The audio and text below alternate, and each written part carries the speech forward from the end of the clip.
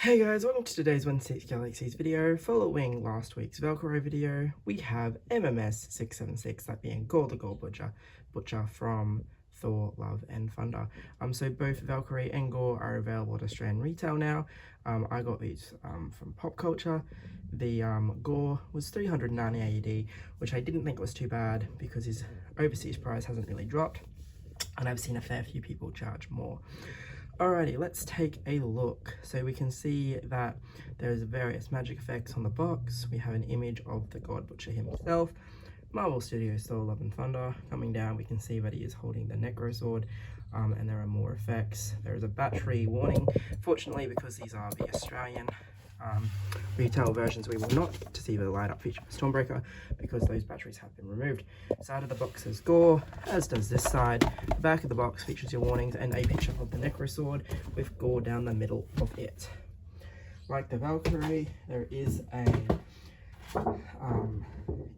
plastic insert that is transparent, has some symbols. This one is black and it comes down and it says Hot Toys presents Gorr. It does look really dark when it is placed over the fish tray, which is really cool and really does suit Gorr. Alright, Gorr comes with a multitude of hands, that being 10 of them. So he does come with a pair of fisticuffs.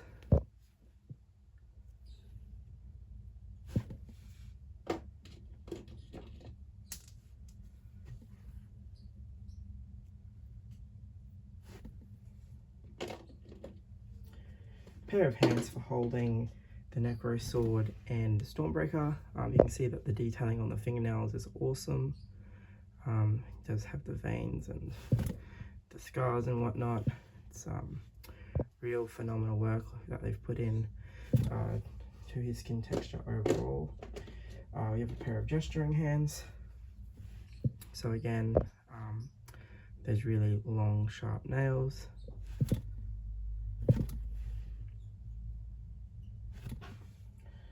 And we get kind of a pair of attack hands, if you want to call them that. So again, veiny, detailed, and those nails are done really quite well. So he does come with two versions of the Necro Sword. He comes with this quite long, complete sword, which you can see has imperfections on the blade, which I think is really well done. It does look metallic, despite being plastic. And then coming down to look at the hilt, we have lots and lots of detail there, lots of scratches, lots of wear. This thing is not new at all. Really cool. The other version of the Necro Sword we get is this broken version, which again features the very same detailed hilt, but of course the blade is broken. Very, very cool, very nicely done by Hot Toys.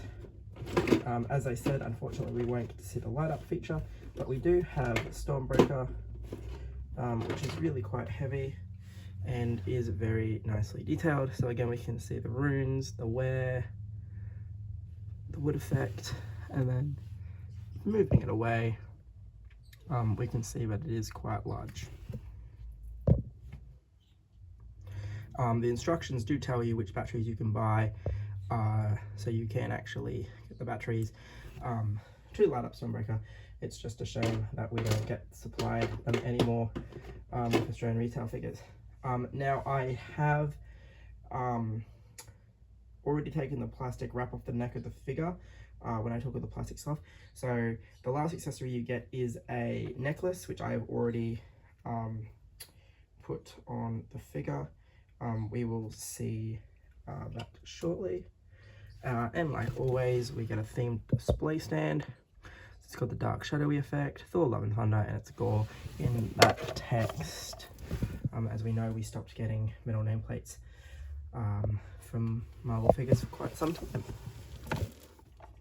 So he does stand quite well without the crotch grab, which is quite good, because I think the crotch grabber, as you can see, does puff his skirts part of the costume down, which I think is quite unfortunate.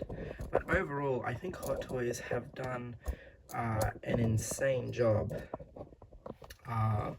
of recreating Christian Bale's appearance as Gorr. So we can see the scars, the drill, the eyes, everything on the sculpt is awesome. And as I said, if you move this down, you will see the necklace there. I apologize that the lights aren't quite hitting it. But you can see this metallic with a green stone in the middle there. But yeah, look at that sculpt. It will be interesting to see if there's one of those figures that people sleep on and then it kind of disappears and then spikes because everybody suddenly wants the villain from the last Thor movie. So I love my villains. So this guy, when I saw that $3.90 was a pretty decent price, I figured I would jump on it. Alright, we can see that it is the simple costume that he had in the film. All white, no shoes, just as it appears in the film. The other thing he does have is a hood. So you can choose to have that hood up and then of course futz around with it to how it was at the beginning of the film when he was hiding himself, or you can have that hood down and have his head exposed. I think I'm probably going to leave the hood down just because of the amount of detailing they've put on the sculpt. I really don't want all that to go to waste. So looking at the side profile, you can see that the scars and the tattoos do continue. They've done a really good job of this. And you can see even down the arms, the scars and everything continue.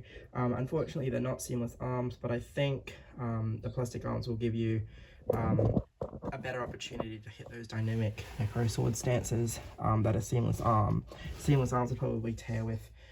So it is what it is. I reckon it's quite good that they're not seamless.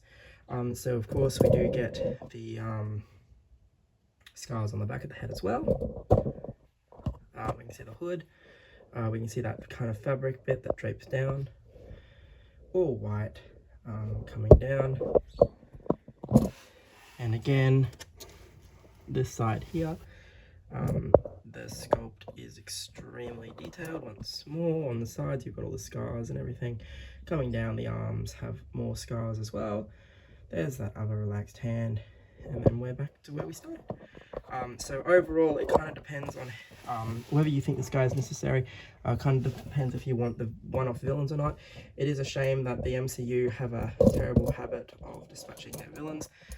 Something I definitely do not agree with, because I think it just means that they're going to have to really grasp at straws to keep things going, and we have seen what has happened in recent times with villains that haven't been overly popular, and the fact that there have been quite a few Marvel projects now that have had no figures, and that's even moved on to Star Wars, where even Andor hasn't had a single figure yet. So hopefully Wolverine and Deadpool re-spark things and we get I don't know, a surge of different characters and things. But yeah, it is quite a shame that we're still missing quite a few characters. But yeah, I think this guy is well worth the pick up if you like villains, even though he was killed off. The performance was awesome. He looks fantastic, and I mean, who says he has to die in your collection? So yeah, I think this guy is going to look great. Anyway guys, this has been our look at MMS 676 Gorr. Hopefully you enjoyed it. Keep an eye out for more videos. We will have Black Adam sometime soon, and then we will also have the L and Light Game Toys figure pack as well. Anyway guys, thanks for watching.